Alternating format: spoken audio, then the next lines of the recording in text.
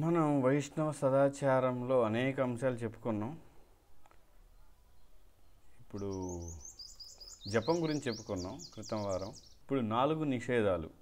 ఈ 4 నిషేధాలు అందరికీ బాగా తెలిసినవే. ఇది తప్పనిసరిగా పాటిస్తేనే వైష్ణవులు అంటే ఇంకా చెప్పాలంటే ఒక క్రమ పద్ధతిలో భక్తిలో పురోగమించడానికి ప్రయత్నిస్తున్నారు అనుకోవచ్చు. ఈ 4ంటిని పూర్తిగా పాటించడం లేదు అంటే ఇంకా వాళ్ళు భక్తియుక్త సేవని అంటే దీన్ని మొదలుపెట్టినట్టుగా చెప్పుకోలేం. నిజంగా భక్తి ఎప్పుడు మొదలవుతుంది? 4 నియమాలు పాటిస్తూ సాధన చేస్తేనే మొదలవుతుంది. అప్పటి వరకు ఈ 4 నియమాలే పాటించడం లేదంటే ఇంకా మన భక్తి ఇంకా మనం మొదలు పెట్టలేదని చెప్పుకోవచ్చు. ఎందుకని 4 నియమాలు కూడా పాపాన్ని నుంచి మనల్ని బయటికి తీసుకెళ్ళేవి.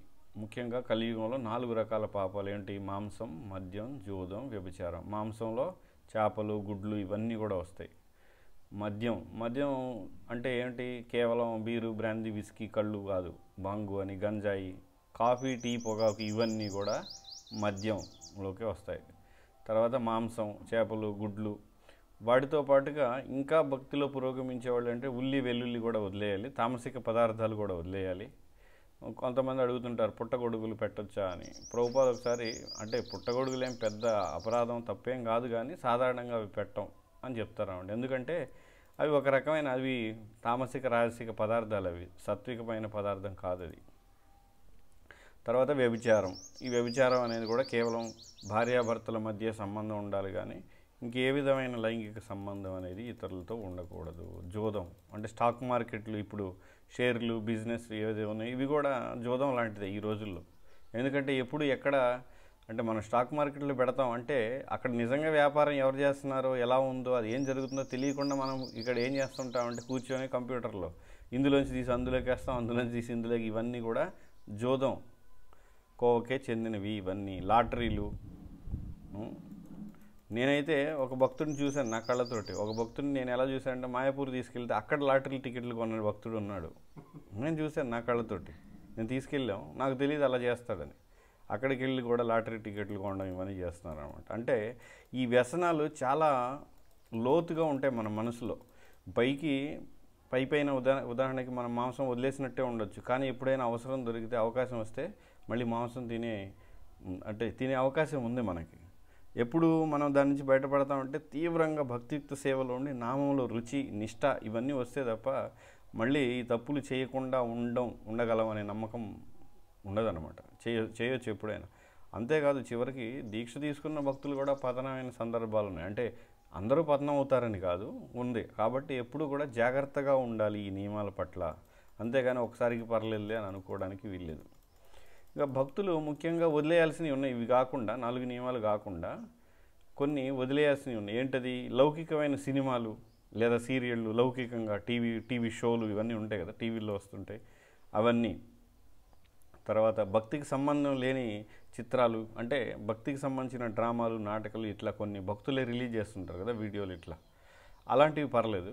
కానీ నవలలు, భక్తికి సంబంధం లేని సాహిత్యం, ఆటలు ఇట్లాంటివన్నీ కూడా. అయితే ఆటల విషయంలో కొంత మినహాయింపు ఉంది. ఎందుకు మినహాయింపు ఉందంటే మనం వైదిక సంస్కృతిలో చూసినట్లయితే గురుకులాల్లో కూడా పిల్లలకి ఆరోగ్యంగా ఉండడం కోసం కబడ్డీ, ఖోఖోలు ఇలాంటి కొన్ని వైదికమైన ఆటలు ఉన్నాయి.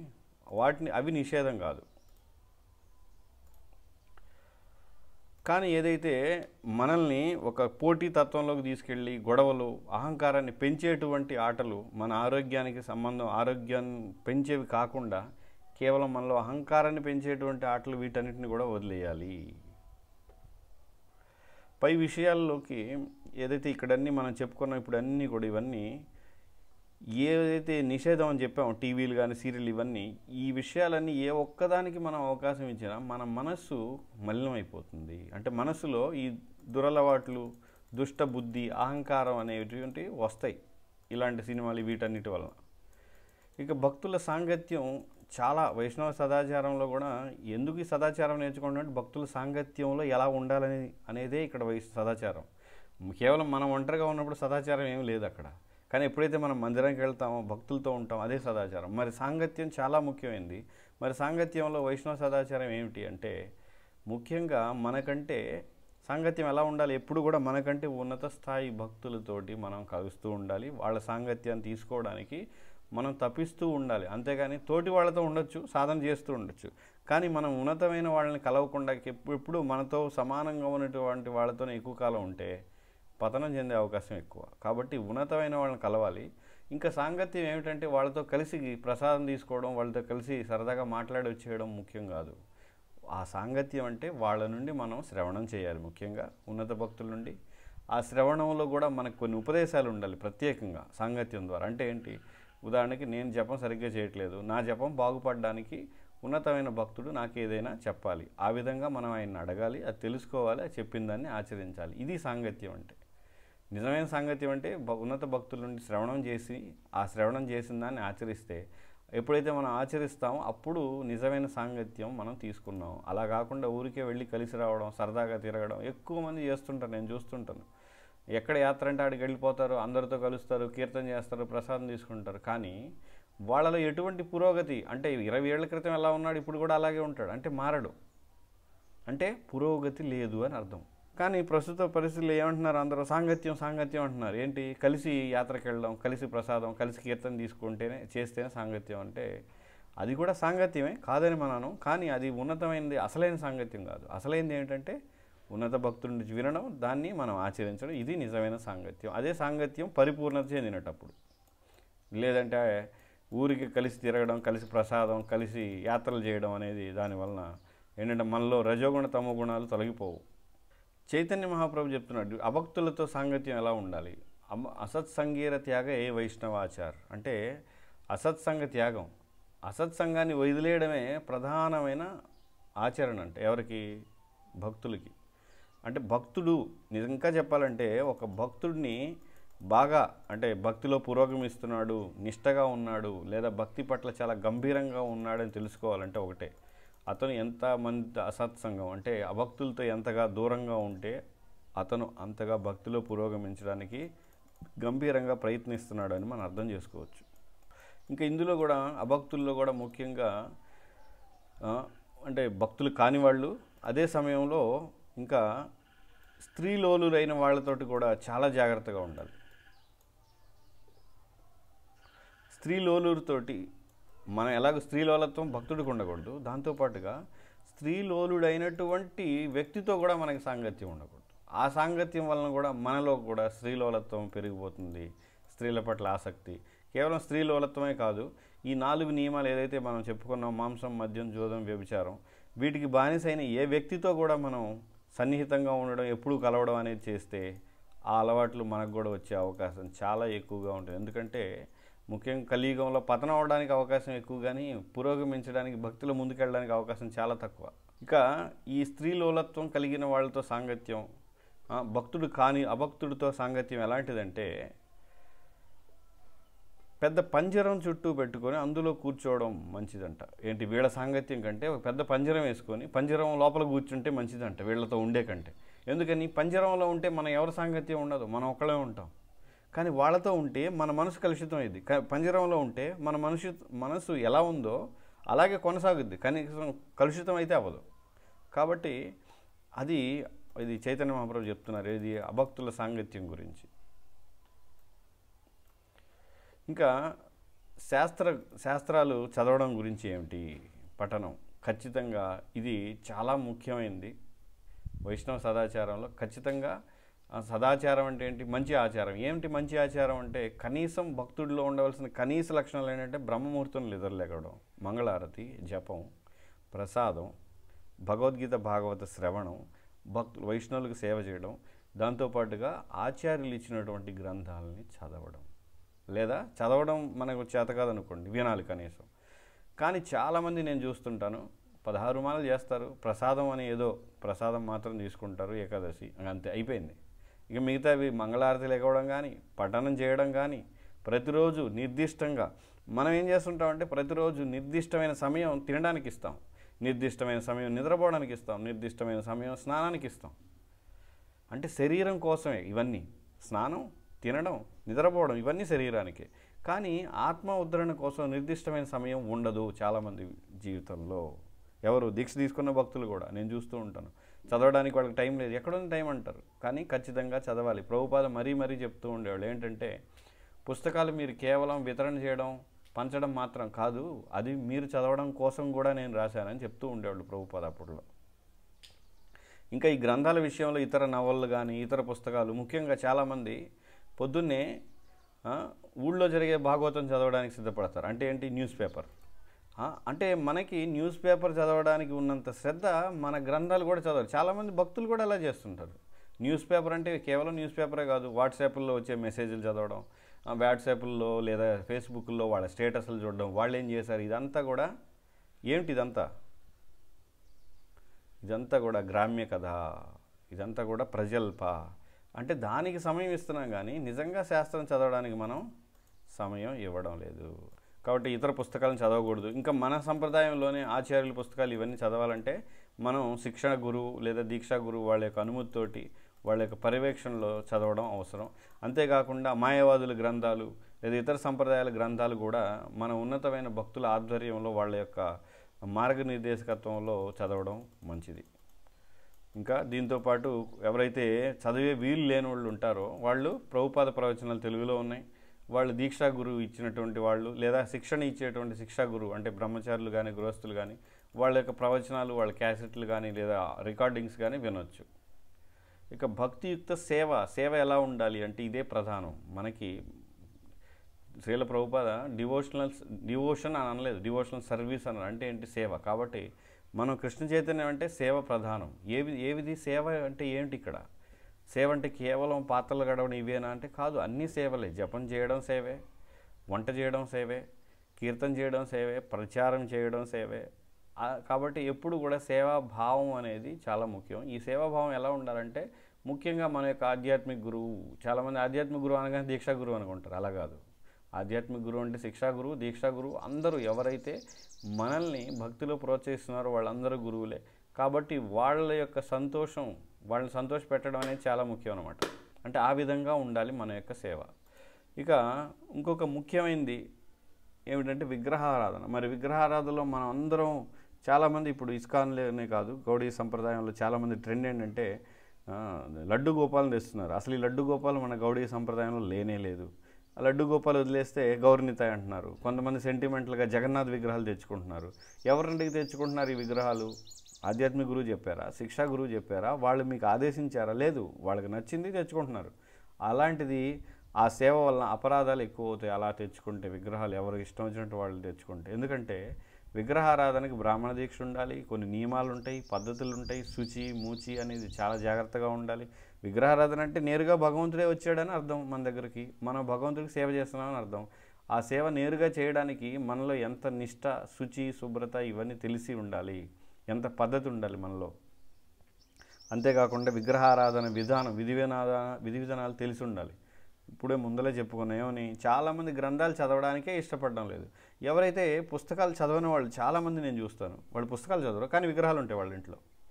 వాడికి మంత్రాలు రావు, ఏమి రావు, శుచి మంత్రాలు రావు, శుద్ధి చేసే మంత్రాలు తెలియదు.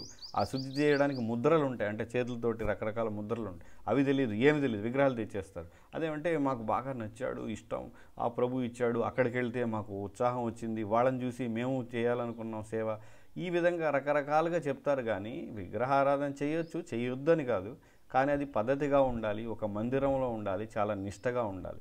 లేదంటే మనం సాధారణంగా ఇంట్లో చిత్రపటాలు పెట్టుకొని ఒక మందిరం ఏర్పాటు చేసుకొని చిత్రపటాలకి మనకి నైవేద్యం పెట్టడం, ఆరతులు చేసుకోవడం అన్నీ చేసుకోవచ్చు, ఎటువంటి ఇబ్బంది లేదు. కానీ విగ్రహాలు మాత్రం తెచ్చుకునే విషయంలో చాలా జాగ్రత్తగా ఉండాలి. అంతేగాని ఎవరు ఇష్టం వచ్చినట్టు వాళ్ళు నచ్చిందని విగ్రహాలు తెచ్చుకోవడం. కేవలం విగ్రహాలే కాదు, నరసింహ కవచాలు కూడా చాలామంది తులసి వాటికి కట్టేస్తారు. అది అసలు అసలు తప్పది. తులసి మాలకి నరసింహ కవచం కట్టడం ఏంటి? ఏ ఆచార్యులు చూపించారు మనకి? మన సంప్రదాయంలో భక్తిదాంత చూపించారా? ప్రభుపాద, షడ్గోస్వాములు చూపించారా? చైతన్య మహాప్రభు ఎక్కడా లేదే. ఇది ఎందుకు చేస్తున్నారు? ఎందుకంటే ఏదో అంటే కొంతమంది భక్తులు చేస్తున్నారు, నేను చేసేస్తాను, ఎందుకు అది. కాబట్టి ఇవన్నీ కూడా మనం శిక్షా గురువు లేదా దీక్షా గురువు వాళ్ళ ఆధ్వర్యంలో చేయాలి. వాళ్ళు అడిగి మనకి ఏదైనా ఇబ్బంది ఉంటే అప్పుడు కవచం తీసుకోవచ్చు. కానీ అది కూడా ఎలా తీసుకోవాలి, ఎక్కడ కట్టుకోవాలి, దానికి కొన్ని పద్ధతులు ఉన్నాయి. కానీ ఖచ్చితంగా తులసి మాలకైతే మాత్రం తగిలించకూడదు. అదైతే పద్ధతి కాదు. కానీ కొంతమంది చేస్తుంటారు. అలా అని మరి ఎవరైతే తగిలిస్తుంటారో తులసి మాలకి వాళ్ళందరూ పెద్ద అపరాధం చేసి ఏదో పెద్ద దారుణమైన అపరాధం అంటే కాదు, అదేం దారుణం కాదు, కానీ అది మంచిది కాదు, సరైన పద్ధతి కాదు. ఎందుకంటే మనకి ఏ ఆచార్యులు చెప్పలేదు, ఎక్కడ కూడా రాయలేదు, హరిభక్తి విలాసంలో కూడా లేదు అలాగా. కానీ ఎందుకంటే సౌలభ్యంగా ఉంటుంది, దానికి ఎలా కంటిమాల ఉంటుంది కాబట్టి తగిలించేస్తారనమాట. కాబట్టి మరి విగ్రహారాధనలో అందరూ పాల్గొనవచ్చా అంటే ఖచ్చితంగా పాల్గొనవచ్చు.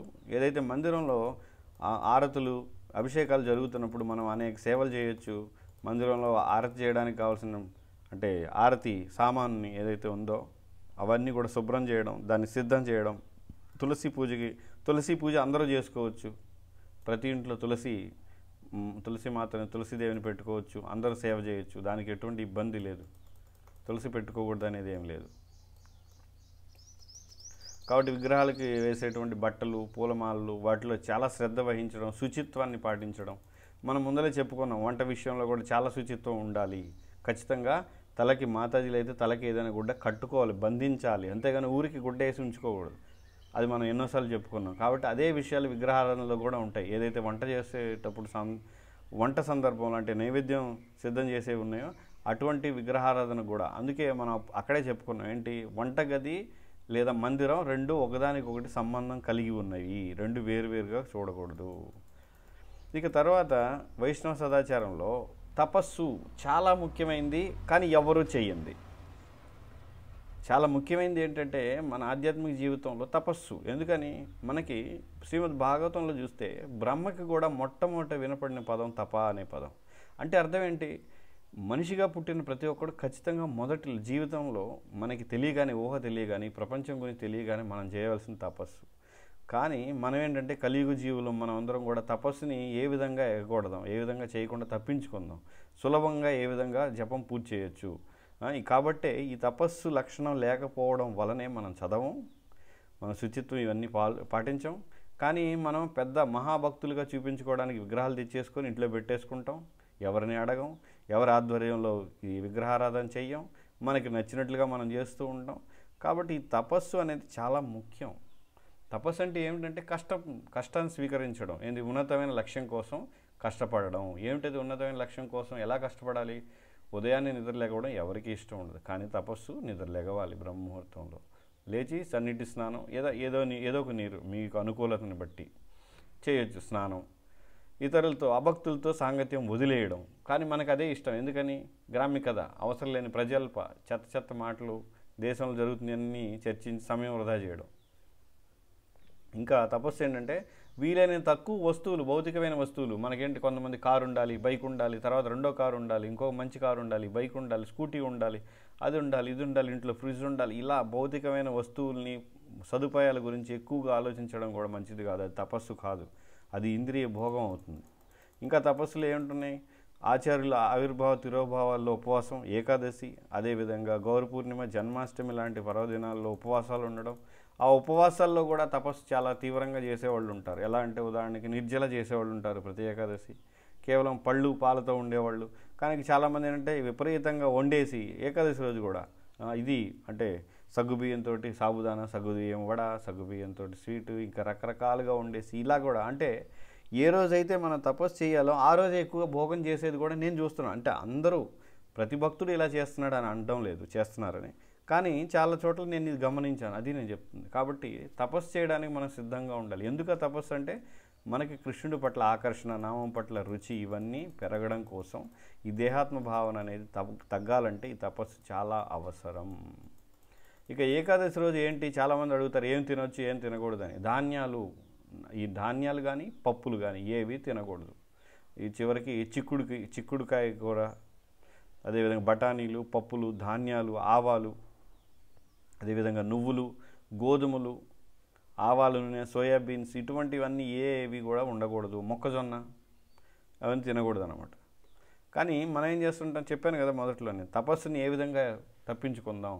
కాబట్టి ఏకాదశి రోజు అది తినొచ్చా, ఇది తినొచ్చా అని ఆలోచిస్తూ ఇప్పటికి కూడా ఎలా తయారంటే చాలామంది ఏకాదశి రోజు పూరీలు చేస్తున్నారు, చపాతీలు చేస్తున్నారు, అన్ని రకరకాల దోశలు చేసేవాళ్ళు కూడా ఉన్నారు. అంటే తినదగిన పదార్థాలతోనే చేస్తున్నారు, కానీ అవంతా కూడా అంత మంచిది కాదు. అంటే ఆ రోజు కూడా కనీసం మనం ఇంద్రియ భోగం వదిలేసి నామంలో శ్రద్ధని పెట్టకపోతే ఇంకెప్పుడు మనం చేస్తాం? 15 రోజులకు ఒక్కసారి కూడా చేయకపోతే. కాబట్టి వీలైనంత వరకు పండ్లు, పాలు, ఈ విధంగా వంట చేయకుండా వీలైనంత వరకు ఉంటే మంచిది. ఆ విధంగా ఏంటంటే చాలా సమయం మిగులుతుంది. ఆ రోజు మరి ఏంటంటే గోళ్ళు కత్తిరించరాదు, క్షవరం చేసుకోకూడదు, లేదా గడ్డం చేయడం ఇవన్నీ వద్దు అని చెప్తారు. ఎందుకంటే సమయం అలా వృధా కాకుండా ఉండాలని. కానీ ఎవరైనా ప్రచారంలో ఉన్నారనుకోండి, ప్రచారం చేసే వాళ్ళకి ఇవి కొన్నిసార్లు వాళ్ళు పాటించకపోయినా నష్టమేం లేదు, ఏకాదశి రోజైనా కూడా. కానీ ఎవరైతే ప్రచారం చేయట్లేదు, ఇంట్లో కూర్చున్న వాళ్ళు మాత్రం ఇలా సమయాన్ని వృధా చేయకూడదు. ఇక ఇవన్నీ పండుగలు, వీటి గురించి తపస్సు. ఇందులో చాతుర్మాస వ్రతం అని ఒకటి ఉంది. అంటే వర్షాకాలం 4 నెలలు కొంతమంది భక్తులు ఈ చాతుర్మాస వ్రతం ప్రధానంగా ఎవరి కోసం అంటే సన్యాసుల కోసం. ఎవరైతే కాషాయం వేసుకొని పూర్తిగా సంసారాన్ని త్యజించి ఉంటారో వాళ్ళు ఒక చోట ఉండి సాధన చేయడానికి, అంతేకాకుండా తిరిగితే వాళ్ళకి వర్షంలో తడవడం వల్ల రోగాలు ఇవన్నీ గురవుతారు. కాబట్టి వాళ్ళు ఆరోగ్యంగా ఉండడానికి ఆ సమయాన్ని సాధన చేసి తపశ్శక్తిని పెంచుకోవడానికి, ఆధ్యాత్మిక శక్తిని పెంచుకోవడానికి వాళ్ళకి అవసరం. అంతేగాని అందరూ చేయవలసిన పని లేదు. ముఖ్యంగా గృహస్థులకు అసలు చాతుర్మాస వ్రతం ఏమీ అవసరం లేదు. వాళ్ళు సాధారణంగా గృహస్థాశ్రమంలో రోజు ఎలా భక్తి చేస్తున్నారో అలా చేయొచ్చు. అయితే కొంతమంది ఇప్పుడు ఏంటంటే గృహస్థులు కూడా చేస్తున్నారు ఈ చాతుర్మాస వ్రతం. అది తప్పేం కాదు, చేయడం తప్పైతే ఏం కాదు. అంటే ఆ వ్రతంలో ముఖ్యంగా ఏంటంటే ఆహారం ఒక్క పూట తినడం, లేదా కొంతమంది ఆ మాసం అంతా కూడా మిఠాయి పదార్థాలు, స్వీట్లు తినకుండా ఉండడం, లేదా కొన్ని అంటే పకోడీలు, పూరీలు వదిలేయడం, ఇట్లాంటివి కొన్ని చేస్తుంటారు. అవన్నీ చేయడం మంచిది. కానీ దానికంటే ముఖ్యమైనది ఏంటంటే ఆ సమయంలో ఎక్కువ హరినామం జపం చేయడం, లేదా ఎక్కువ చదవడం, శాస్త్రాధ్యయనం, లేదా ఎక్కువ వైష్ణవులకు సేవ చేయడం అనేది ఎక్కువ ఉండాలి. అది ప్రధానమైనది అనమాట. అంతేగాని ఏదో తినకుండా ఒకటి కూర్చోనంత మాత్రాన ఆధ్యాత్మిక పురోగతి జరగదు. అది ఆరోగ్యానికి, శరీరానికి, మనసుకి బాగుండొచ్చేమో కానీ కేవలం ఒక వస్తువు తినకుండా కూర్చొని మిగతా సాధన అంతా అలాగే అదే 16 మాలలో అదే సేవ రోజు చేస్తే దానివల్ల పెద్దగా ఉపయోగం లేదు. ఇది సుమారుగా జూలై నుంచి అక్టోబర్ కాలంలో ఉంటుంది. ఇది శ్రావణ, భాద్రపద, ఆశ్వయుజ, కార్తీక మాసాలు. ఇందులో చాలామంది ఏం చేస్తారు, కార్తీక మాసం అంటే దామోదర మాసం చివరి మాసం ఎక్కువ మంది పాటిస్తూ ఉంటారు. మంచిదే, చేయొచ్చు. ఆ మాసంలో మనమందరం కూడా అందరూ ఖచ్చితంగా దామోదరాష్టకం చదవడం, కృష్ణుడికి నెయ్యి దీపం లేదా నూనె దీపాన్ని అర్పించడం అనేది చేస్తూ ఉంటారు. ఇవన్నీ కూడా తపస్సులే. అంటే మరి రోజు నెలంతా చెయ్యాలి, పొద్దునే లెగవాలి, ఇవన్నీ చేయాలి. కానీ తపస్సు ఎప్పుడైతే మనం చేయమో మన భక్తిలో పురోగతి అనేది ఉండదు. కానీ మనం ఏం చేస్తున్నాం, చాలామంది ఇప్పుడు దీక్ష తీసుకున్న వాళ్ళు కూడా మనకి అంతా సౌఖ్యవంతంగా బాగుంటే 16 మాలలో ఇంతవరకు చేసేసి మిగతా అన్నీ వదిలేస్తాం. ఇంకా తపస్సు ఇవన్నీ కూడా పట్టించుకోవడం లేదు. కాబట్టి మనం అందరం కూడా ఎప్పుడు ఉద్యమంలోకి వచ్చినప్పుడు ఎలా ఉన్నాం దీక్షప్పుడు, ఇప్పుడు కూడా అలాగే దాదాపు చాలామంది ఉంటారు. ఎందుకంటే మనం పురోగతి గురించి గంభీరంగా లేము. ఇక భక్తిలో అనుకూల, ప్రతికూల విషయాలు ఉన్నాయి. ఇది చాలా ముఖ్యం. అంటే శరణాగతిలోని మొదటి 2 లక్షణాలు అనుకూల, ప్రతికూల. ఏంటి, భక్తికి అనుకూలమైన దాన్ని తీసుకోవడం, ప్రతికూలమైన దాన్ని వదిలేయడం. ఇంకా ఉపదేశామృతంలో కూడా రూపగోస్వామి దీని గురించి కూడా చెప్తున్నారు. ఏంటి, భక్తిని నష్టపరిచే 6 విషయాలు, వాటిని వదిలేయాలి. భక్తిని పెంచేటువంటి 6 విషయాలు, వాటిని మనం స్వీకరించాలి. ఇది ఉపదేశామృతంలో కూడా ఉంది. ఏంటది, ఇది నష్టపరిచే విషయాలు ఏంటి, అత్యాహార ప్రయాసశ్చ అనేది ఒక శ్లోకం ఉంది అక్కడ. ఏంటి, అతి ఆహారం, సంపదలు అతిగా పోగు చేసుకోవడం, అతి కష్టంగా తీవ్రంగా శ్రమించడం, ప్రయాస చేయడం, ప్రజల్ప అంటే అనవసరమైన గ్రామ్య కథ, అవసరం లేని విషయాలు, భక్తిలో పురోగతిని కానీ లేదా మన భౌతిక మనుగడకి సహాయపడే విషయాలు కానీ కాకుండా ఇతరమైన వాటన్నిటిని కూడా ప్రజల్ప అంటారు. ఇక నియమాగ్రహ అంటే ఏంటి, నియమాలు పాటించడం కోసమే పాటించడం, లేదా శాస్త్ర నిర్దేశం కాని నియమాలను అంటే వాడికి నచ్చిన నియమాలు కొన్ని పాటించడం. ఉదాహరణకి ఒక వ్యక్తి అంటే శాస్త్రంలో ఎక్కడ చెప్పలేదు పంచతత్వ మంత్రాన్ని జపించమని తులసిమాలపైన, కానీ కొంతమంది పంచతత్వ మంత్రం జపిస్తూ ఉంటారు. హరే కృష్ణ మంత్రం జపించాలి, తులసిమాల ఇచ్చింది అందుకు, పంచతత్వ మంత్రం ఒకసారి చెప్పాలి. కానీ కొంతమంది పంచతత్వ మంత్రాన్నే జపిస్తూ ఉంటారు. ఎక్కడ చెప్పారు, చైతన్య మహాప్రభు కూడా హరినామం చేయమని చెప్పారు. కాబట్టి ఇలాగా కొన్ని నియమాలు ఏంటో వాళ్ళు సొంతగా సృష్టించుకుంటారు అనమాట. అలా కూడా చేయకూడదు. శాస్త్రంలో మనకి ఆధ్యాత్మిక పురోగతి కోసం ఉన్న నియమాలని పాటించకుండా కూడా ఉండకూడదు. కృష్ణ చైతన్యంలో ఆసక్తి లేని వ్యక్తులతోటి సాంగత్యం, అసత్సంగం, ప్రజల్పో నియమాగ్రహ, జనసంఘం, ఇది జనసంఘం, సామాన్య జనులతో సాంగత్యం. లౌల్యం అంటే తీవ్రమైన అత్యాశ కలిగి ఉండడం, భౌతికమైన సదుపాయాలు, భౌతికమైన అంటే ఇంద్రియ భోగం పట్ల వాటి గురించి తీవ్రంగా ప్రయత్నం చేయడం. ఇవి 6 భక్తిని నాశనం చేసేవి కాబట్టి వీటి నుంచి దూరంగా ఉండాలి. ఇవి మన జీవితం లేకుండా చూసుకోవాలి. ఇక భక్తిని వృద్ధి చేసేవి 6 లక్షణాలు ఉన్నాయి. అది ఉపదేశామృతంలో ఏంటి? ఉత్సాహంగా ఉండాలి. అయితే ఈ ఉత్సాహంగా ఉండడం మన వల్ల కాదు, ఇది సహజం. మనందరికీ ఉత్సాహం ఉండదనేది నిజం. మరి ఉత్సాహంగా ఎలా ఉండాలంటే ఎవరైతే భక్తిలో ఉత్సాహంగా ఉన్నారో, ఉత్సాహంగా చేస్తున్నారో వాళ్ళ సాంగత్యం. అందుకే మన భక్తికి అంతటి కూడా మూలం ఏంటంటే సాంగత్యం. కాబట్టి మనకి ఎప్పుడు ఏ సమస్య వచ్చినా మళ్ళీ ఒక్క దగ్గరికి వెళ్ళాలి, ఏంటంటే సాంగత్యానికి వెళ్ళాలి. అటువంటి సాంగత్యం మనకంటే ఉన్నత భక్తుల యొక్క సాంగత్యానికి వెళ్ళాలి. మన భక్తులు ఎప్పుడు నిరుత్సాహం వచ్చినా ఒకటి చేయాల్సింది ఏంటంటే మళ్ళీ ఉన్నత స్థాయి భక్తుల దగ్గరికి వెళ్ళడం, వాళ్ళకి సేవ చేయడం, వాళ్ళకి మన పరిస్థితి చెప్పడం, వాళ్ళు ఏమి ఉపదేశిస్తారో, ఏమి చెప్తారో, ఏమి ఆజ్ఞాపిస్తారో, ఇలా చెయ్యి బాగుంటుందని దాన్ని చేయడం. అప్పుడు మళ్ళీ ఉత్సాహం వచ్చేస్తుంది. కాబట్టి ఈ ఉత్సాహం మన సొంతగా రాదు కనుక ఉన్నత స్థాయి భక్తులతోటి సాంగత్యం ఉండాలి. ఉత్సాహం నిశ్చయంగా ఉండాలి. ఏంటి? ఆత్మవిశ్వాసంతో ప్రయత్నించడం, అంటే కృష్ణుడు కాపాడతాడు, కృష్ణుడు చూసుకుంటాడని కృత నిశ్చయంతో ధైర్యంగా ఉండడం, ఓర్పుతో ఉండడం. నిశ్చయ ధైర్య సంగత్యాగ సత్వవృత్తి. సంగత్యాగం అంటే అభక్తుల సాంగత్యాన్ని వదిలేయడం, సత్వవృత్తి అంటే పూర్వాచార్యుల యొక్క అడుగుజాడలో ఉండడం.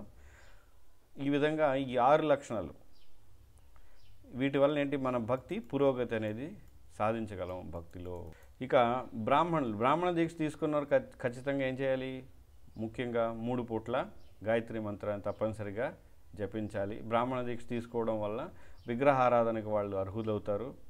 సంబంధించిన నియమ నిబంధనలు తెలుసుకోవాలి. బ్రాహ్మణ దీక్ష తీసుకున్న వాళ్ళు ముఖ్యంగా మనకి 2 లక్షణాలు, ఒకటి శుచిత్వం, రెండోది వాళ్ళకి శాస్త్ర పరిజ్ఞానం ఉండాలి. అంటే శాస్త్రంలో ఉన్న ఏదైతే శాస్త్రం ఉందో దాని పట్ల అవగాహన ఉండాలి. బ్రాహ్మణులు అంటే అది ఆ 2 ఉండాలి. శుచిత్వం ఉంటుంది, వాళ్ళకి శాస్త్ర అవగాహన ఉంటుంది. ఈ 2 లేకపోతే వాడు బ్రాహ్మణుడు కాదు. కానీ చాలామంది చూస్తుంటాం, బ్రాహ్మణ దీక్ష అయితే తీసుకుంటాను, శుచిత్వం కనపడదు, వాడికి శాస్త్రం చదవాలనే శ్రద్ధ కూడా చాలా తక్కువ మందికి ఉంటుంది.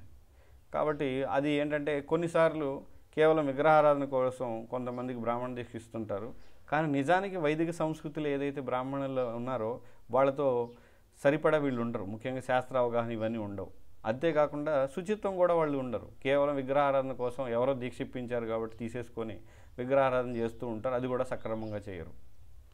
అవి కూడా ఉన్నాయి. అయితే అందరూ అలా లేరు, మంచి వాళ్ళు కూడా ఉన్నారు విగ్రహారాధన చేసేవాళ్ళు చక్కగా. కానీ ఇవన్నీ ఏంటంటే తెలుసుకొని ఉండాలి, వాళ్ళు పాటిస్తూ ఉండాలి. బ్రాహ్మణ దీక్ష తీసుకోగానే సరిపోదు, దానికి తగ్గట్టుగా మన ప్రవర్తన కూడా ఉండాలి. ఇంకా కాలం విలువ, ముఖ్యంగా కాలాన్ని వృధా చేయకూడదు. వైష్ణవ సదాచారం మనం ఎప్పుడు కూడా కాలం వృధా, అవ్యర్థ కాలత్వం అని ఎవరైతే భావభక్తిలో ఉంటారో వాళ్ళు ఎప్పుడు కూడా వ్యర్థం చేయరంట. అవ్యర్థ కాలత్వం, ఒక భక్తుడు భావస్థాయిలో ఉన్నాడంటే అతను సమయం వృధా చేయడం, ఎప్పుడు ఏదో ఒకటి సేవ చేయడం లేదా ప్రచారం చేయడం లేదా ఈ విధమైన వాటిలో నిమగ్నమై ఉంటాడు. కాబట్టి సమయాన్ని వృధా చేయడం అనేది ఉండకూడదు. ఇది చాలా ముఖ్యమైనది అనమాట. కాబట్టి మనం చాలా సమయాన్ని వృధా చేస్తుంటాం. ఎలాగ టీవీలు లేదా ప్రజల్ప, అసత్సంగం, ఇతరులతో మాట్లాడడం, మా చుట్టాలు, మా బంధువులు, మా స్నేహితులు వచ్చారని వాళ్ళతో టైంపాస్ చేయడం. కాబట్టి మానవ జీవితం చాలా విలువైంది. ఇప్పుడు మనకి ఈ సమయంలో సమయాన్ని ఎంత చక్కగా ఉపయోగించాలనేది ఆలోచించాలి, భక్తుడు ఆలోచించాలి. ఆ విధంగా వాళ్ళ యొక్క కార్యక్రమాలని ప్రతిరోజు దినచర్యని ఎవరికి వాళ్ళు సరిచేసుకోవాలి. లేదా వాళ్ళకి తెలియకపోతే ఉన్నతమైన భక్తుల ఆధ్వర్యంలో దాన్ని ఏర్పాటు చేసుకోవాలి తప్ప సమయాన్ని వృధా చేయకూడదు. హరే కృష్ణ. ఇంతటితో ఆపుతున్నాను. ఎవరికైనా ఏమైనా ప్రశ్నలు ఉంటే అడగచ్చు. ఇక్కడ ప్రశ్న ఏంటంటే చిన్నపిల్లలకి నరసింహ కవచం పెట్టుకోవచ్చా తులసి లేకుండా అని. అసలు ఒకటే నేను చెప్పేది, ఒకటే తులసి అంటే సాధారణమైన నియమాలు ఏంటి? జపం చేయడం, ఏకాదశి చేయడం, ఇవన్నీ సాధారణంగా అందరూ చేయొచ్చు, 4 నియమాలు. ఇవి కాకుండా మనం ఏమి చేయాలన్నా, అంటే ఒక కవచం పెట్టుకోవాలన్నా లేదా మన ఇంట్లో ఒక సుదర్శన యజ్ఞం పెట్టాలన్నా, యాగం చేయాలన్నా, ప్రత్యేకంగా ఏదైనా మన జీవితంలో మనం చేయాలంటే ఒకటి ఉండాలి. ఏమిటంటే మనం ఎవరి ఆధ్వర్యంలో భక్తి చేస్తున్నామో వాళ్ళ యొక్క అనుమతితో చేయాలి. వాళ్ళని అడిగి వాళ్ళ యొక్క పర్యవేక్షణలో వాళ్ళు ఏమి చెబితే ఆ విధంగా మనం చేయాలి. ఉదాహరణకి, ఎందుకంటే చాలామంది వాళ్ళ పిల్లలకి ఏదో మా పిల్లలకి మంచిది కదా అని కవచం పెట్టేస్తారు లేదా తులసిమాల వేసేస్తారు. అంత హడావుడి అవసరం లేదు. పిల్లలకి 5-6 ఏళ్ళు వచ్చే వరకు కూడా అవి ఏమీ అవసరం లేదు. వాళ్ళు ఎందుకంటే ఇంట్లో ఉంటారు, పిల్లలుగా పెరుగుతూ ఉంటారు. వాళ్ళకి అప్పుడే కంటిమాల ఇవన్నీ వెంటనే అవసరం లేదు. ఎందుకంటే వాడు కొన్ని 6 ఏళ్ళు 7 ఏళ్ళు 10 ఏళ్ళు వచ్చేసరికి వాడి ఆలోచన ఎలా ఉంటుంది, వాడు ఇవన్నీ పాటించగలడా లేదా అనేది మనకు తెలియదు. కాబట్టి 5 ఏళ్ల వరకు కూడా ఇవన్నీ ఏం అవసరం లేదు. వాళ్ళకి సాధారణంగా ఏదైతే పద్ధతి ఉందో పిల్లల్ని పెంచేది అది చేయొచ్చు. వాళ్ళకి ఊహ వస్తున్న కొద్దీ వాళ్ళలో వచ్చే మార్పులను గమనించి ఇవన్నీ కూడా చేయొచ్చు. అంతేగాని వెంటనే వాళ్ళకి ఏదో వేసేయడం ఇవన్నీ అవసరం లేదు. అందుకనే ఉన్నత భక్తుల యొక్క ఆధ్వర్యంలో ఇవన్నీ కూడా చేయాలి అని చెప్తున్నాను. ఇక్కడ ఎవరో ప్రశ్న, ప్రచారం వేరు అభక్తులతో సాంగత్యం వేరు. ప్రచారం అంటే మనం అభక్తులకే చేసేది, కాబట్టి అది అక్కడ వాళ్ళతో మనం సాంగత్యం చెయ్యము. ప్రచారంలో సాంగత్యం మనం ఇవ్వాలి, అంటే మనం ఏం నేర్చుకున్నాం అది చెప్తాం, కాబట్టి అక్కడ సమస్య లేదు. కానీ ఎక్కడ సమస్య అంటే ప్రచారం చేయకుండా మనం ఉంటాం. బంధువులు, మన మిత్రులు, వీళ్ళందరూ కూడా అభక్తులు చాలామంది ఉంటారు. కానీ వాళ్ళని మనం ఏం చెప్తాం, మా బంధువులు కాబట్టి మాట్లాడుతున్నాం. కానీ అవసరమైందా? ఎంతసేపు ఏదో 2 నిమిషాలు మాట్లాడి వచ్చేయచ్చు, లేదా చుట్టాలని స్నేహితులని 2 నిమిషాలు 3 నిమిషాలు ఉంటే వాళ్ళకి గౌరవం ఇచ్చినట్లుగా ఉండాలి అంతే. కానీ ఎక్కువ సమయం అక్కడే గడిపితే అది సాంగత్యం, అది వద్దని చెప్పేది ఇక్కడ. అంతేగాని ప్రచారంలో భక్తులు ఉంటారు కదా అది సాంగత్యం కదా అనేది కాదు. ఏంటి ప్రశ్న? ప్రతిసారి సాంగత్యంలో ఉండాలంటే సాధ్యం అవుతుందా? పనులు ఉంటాయి కదా, చెప్పండి. ప్రతిసారి సాంగత్యంలో ఉండాలంటే ఎలా సాధ్యం అవుతుంది? అందుకే ఇక్కడ సాంగత్యం అని ఎప్పుడైతే మనం అన్నామో వీలైనంత ఎక్కువగా, అంటే ప్రతిరోజు కుదిరితే ప్రతిరోజు, లేదా ఒక 4 రోజులు కుదరలేదు ఏదో పని వలన పర్వాలేదు, కానీ తర్వాత ఎప్పుడైతే కుదురుతుందో అప్పుడు ఎక్కువగా తీసుకోవాలి. ఎక్కువ వాడి నుంచి వినడం ఇవన్నీ చేయాలి. ముఖ్యంగా గృహస్థాశ్రమంలో ప్రతిరోజు కుదరదు. కొన్నిసార్లు ఒక వారం 10 రోజులు ఏదో ఎక్కడికి వెళ్ళాలి, ఏదో పని చేయాలి, బిజీగా ఉంటారు, అది పర్లేదు. కానీ అలా అని నెలలు భక్తులకు దూరంగా ఉంటే మాత్రం మళ్ళీ మాయలో పడిపోతాం.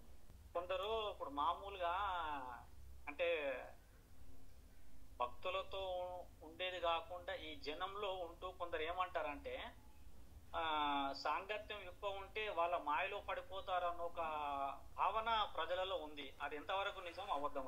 సాంగత్యంలో ఉంటే ఎవరి మాయలో పడతాం? భక్తుల మాయలో పడిపోతామా?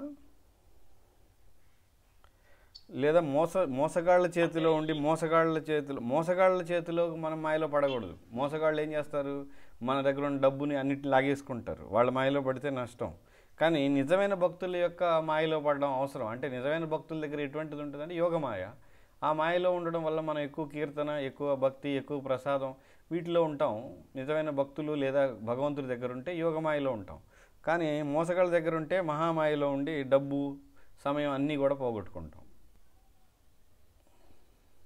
ఇక్కడ ఒక ప్రశ్న ఏంటంటే 4 నియమాలని ఇంట్లో ఒప్పుకోకపోతే పరిస్థితి ఏమిటి? ఇంట్లో ఒప్పుకోకపోతే పరిస్థితి ఏమిటంటే ఏదో ఒక విధంగా ఇంట్లో ఒప్పుకోకపోయినా వాటిని వాళ్ళ కన్నుగప్పైనా చేయడానికి ప్రయత్నం చేయాలి. మొదటిది అది, ఏదో ఒక విధంగా చేయడానికి ప్రయత్నం చేయాలి. కానీ ముఖ్యంగా ఇక్కడ అడిగేది మాతాజీ అడుగుతున్నారు, భర్త ఒప్పుకోకపోతే భర్త ఆధ్వర్యంలో వీలైనంత వరకు చేయాలి.